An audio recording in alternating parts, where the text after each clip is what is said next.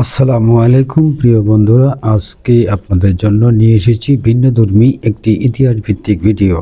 এই ভিডিওর মাধ্যমে আপনারা জানবেন আমাদের এলাকার অনেক তথ্য, তবে সঙ্গে থাকুন। আমি এখন দাঁড়িয়ে আছি বাংলাদেশের কুড়িগ্রাম জেলার প্রান্তীয় মানে বর্ডারের ঘেঁষা একটি এলাকা। আমাদের এই এলাকায়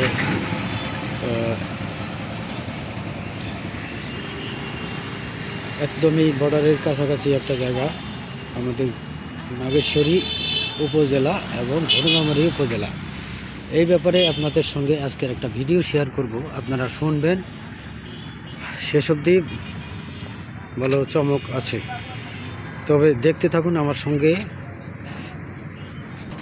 আমি এই মুহূর্তে আছি, এই মুহূর্তে দেখতে পাচ্ছেন এই যে এটা একটা সেতু, এটাকে রায়গঞ্জ সেতু নামে পরিচিত, অনেক পুরাতন। এই সেতুটি তৈরি করা হয়েছিল ভারত অর্থাৎ দেশ ভাগের পর 1947 সালে এই সেতুটি করা হয়।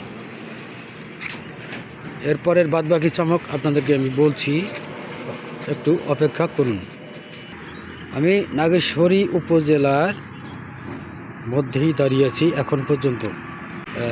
এখন দেখবেন আমি ভুরুঙ্গামারী উপজেলায় ঢুকবো। এই যে দাগটা দেখছেন, ব্রিজের শেষ প্রান্ত, এটা সেতুটির শেষ প্রান্ত এইটাই। এখনও আমি দেখতে পাচ্ছেন আমি এখনও নাগেশ্বরী উপজেলাতেই আছি। কয়েক সেকেন্ডের মধ্যে আমি আবার ভুরুঙ্গামারী উপজেলায় ঢুকবো।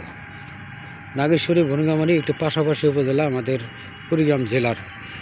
এই যে এখন এই যে দেখতে পাচ্ছেন, এখন আমি ভুরুঙ্গামারী উপজেলাতে আছি। জাস্ট ব্রিজের এই সেতুটির শেষ প্রান্ত, যেটা শেষ প্রান্ত পর্যন্ত এটা নাগেশ্বরী উপজেলা। আর এই যে যখন ব্রিজ থেকে আপনি এক পা নিচে ফেলবেন তখনই আপনি ভুরুঙ্গামারী উপজেলায় পড়বেন। দেখতে পাচ্ছেন আমার কাছে যেহেতু ক্যামেরা নেই, অন্য আমি নিজেই ক্যামেরা করছি, সেজন্য ঠিকমতো দেখাতে পারছি না। দেখুন এই যে এখানে আমি আছি এখন নাগেশ্বরী, আবার এই তো আমি এখন চলে এলাম ভুরুঙ্গামারীতে। বুঝতে পারলেন, এটাই হলো বিষয়। আচ্ছা, এই ব্রিজের একটা ইতিহাস হলো, এই ব্রিজের উৎপত্তি, সেতুটির জন্ম 1947 সালে। 47 সালে জন্ম হওয়ার পর এই সেতুটি এতদিন এভাবেই চলছিল। অবস্থা মোটামুটি এখনও মানুষজন হাঁটাচলা করে, কেউ এই যে ধান শুকায়। এর মধ্যে নতুন ব্রিজ, নতুন সেতু, যেটা এই নতুন সেতুটি হয়েছে মাত্র 2 বছর হলো। এই 2 বছরের সেতু, 2 বছর সেতুটি হওয়ার পর এখন আর এটা কোনো যানবাহন চলাচলের জন্য ব্যবহার করা হয় না। এদিক থেকে রেস্ট, এটা হলো এই যে এটা হচ্ছে নতুন সেতু, যোগাযোগের জন্য উন্মুক্ত করা হয়েছে 2 বছর আগে। আর এটা পুরাতন সেতু। এই পুরাতন সেতুর একটা ইতিহাস আপনাদেরকে আমি এখন জানাবো। আসল চমকটা এখানে। এই সেতুর শেষ প্রান্ত হচ্ছে এটা হলো শেষ প্রান্ত, দেখতে পাচ্ছেন এই যে শেষ প্রান্ত। এটার আসল চমকটা হচ্ছে এটাই, 1971 সালে যখন আমাদের দেশে স্বাধীনতা যুদ্ধ শুরু হয় তখনকার ঘটনা এখন আপনাদের কাছে শেয়ার করছি। আপনাদেরকে আগে একটু দেখাই, সেটা হলো এই যে সেতুর নিচের অংশ, এটা এই যে নিচের অংশটা দেখতে পাচ্ছেন, এখানে অনেকগুলো বোল্ডার জমা করে রাখা হয়েছে, পরবর্তীতে কাজ হবে মনে হচ্ছে। তো 1971 সালে স্বাধীনতা যুদ্ধের সময় এইখানে জাস্ট এই জায়গাটায় একদম ব্রিজের শেষ প্রান্তে মানে মাটি খুঁড়ে আমাদের এখানকার একজন মুক্তিযোদ্ধা, উনি লুকিয়েছিলেন, অনেক দিন লুকিয়েছিলেন, যতদিন যুদ্ধ চলেছে ততদিন পর্যন্ত উনি ওখানে লুকিয়েছিলেন, একদম শেষ মাথা পর্যন্ত। আমি আরও কাছে গিয়ে দেখাবার চেষ্টা করছি। পরিবেশটা এখন আর ঠিকঠাক নেই আগের মতো। লুকিয়েছিলেন, কিন্তু পাশাপাশি এখানে বলে পাকিস্তানিদের সেনাবাহিনী যারা ছিল তাদেরই ক্যাম্প ছিল পাশাপাশি, কিন্তু তারা বুঝতে পারে নাই কখনো যে এখানে কেউ থাকতে পারে। এই যে একটা বিটির মতো দেখতে পাচ্ছেন, ওই বিটির পিছনে মাটি খোদাই করে পিছনে লুকিয়ে থাকতো আমাদের মুক্তিযোদ্ধা, ওনার নাম ছিল আব্দুল সামাদ। উনি লুকিয়েছিলেন ওখানে। কিভাবে ছিলেন, কিভাবে লুকিয়েছিলেন সেটাও আপনাদেরকে আরেকটা উদাহরণের মাধ্যমে দেখাচ্ছি। দেখতে থাকুন, আমার সঙ্গে আছেন, থাকুন, আমি দেখাই আপনাদেরকে বিষয়টা। ইতিহাসটা আমি আপনাদেরকে জানাবো, ইতিহাসটা আপনি দেখুন। এই যে এখানে একজনকে লোক দেখতে পাচ্ছেন, এখানে বিছানা আছে, অনেক খাট পালং অনেক কিছুই আছে। তারপরে এই যে বাক্স, বিছানা, মশারি সবই আছে। এটাও কিন্তু সেতুর শেষ প্রান্তের, নতুন সেতুর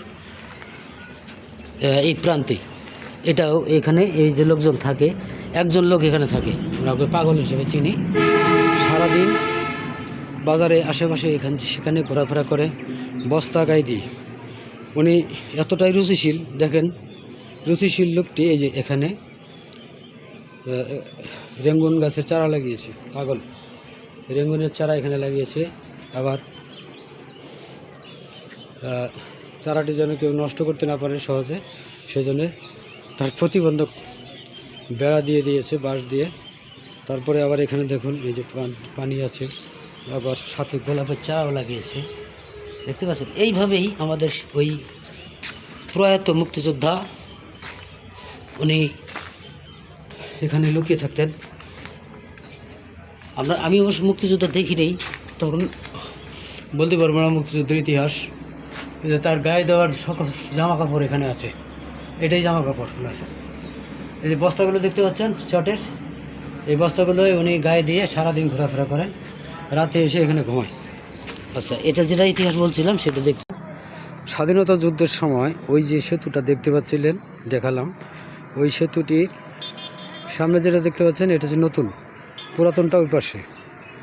মাঝখানের একটু জায়গা মুক্তিযোদ্ধারা ভেঙে দিয়েছিল, যাতে হানাদার বাহিনী ভিতরে প্রবেশ করতে না পারে বা এই নদী পার হয়ে এপারে না আসতে পারে, সেজন্য ওটা ভেঙে ফেলা হয়েছিল।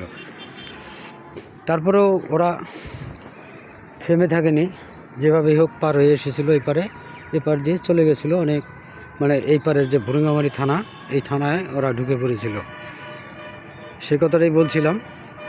আচ্ছা, পরবর্তী আরও ইনফরমেশন আমি আপনাদেরকে দিচ্ছি, সঙ্গে থাকুন।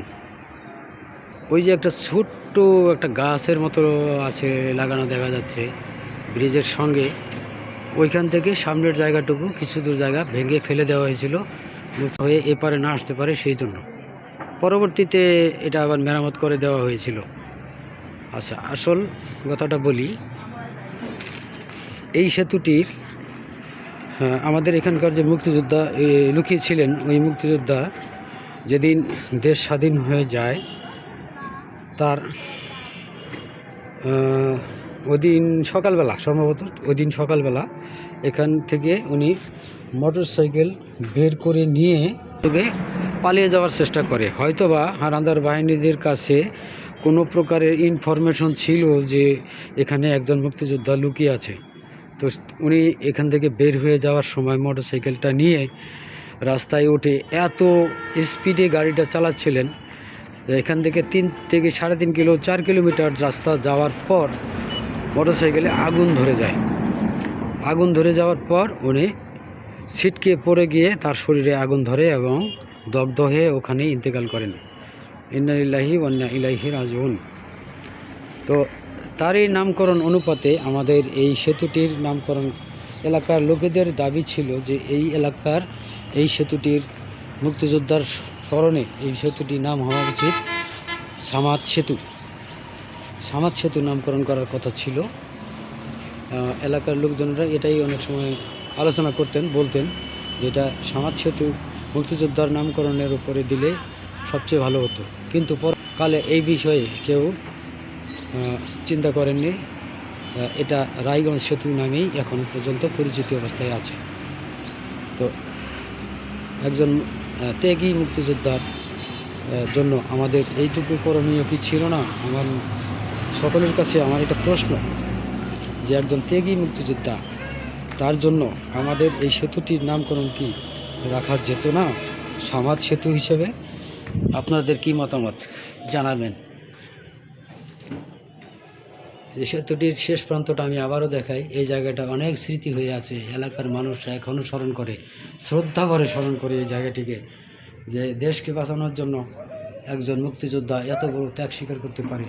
ধুলো মাটির মধ্যে উনি লুকিয়েছিলেন অনেক কষ্ট করে, অনেক দিন পর্যন্ত 9 মাস যুদ্ধ হয়েছিল, 9 মাস উনি ওইখানে লুকিয়েছিলেন। কত কষ্ট, তার খাবার, তার অনেক ত্যাগ স্বীকার করতে, যে খাবারের ব্যবস্থা ছিল না, তার গোসলের, তার অন্যান্য কোনো সুযোগ সুবিধাই এখানে ছিল না। তারপরে উনি দেশের প্রতি মায়ার টানে উনি এই জায়গাটিকে গ্রহণ করে নিয়েছিলেন, শুধু দেশকে ভালোবেসে। আর আমরা এতটাই অকৃতজ্ঞ যে তার স্মরণে আমরা এই সেতুটিকে তার নামে রাখতে পারলাম না, এটাই আমাদের ক্ষোভ।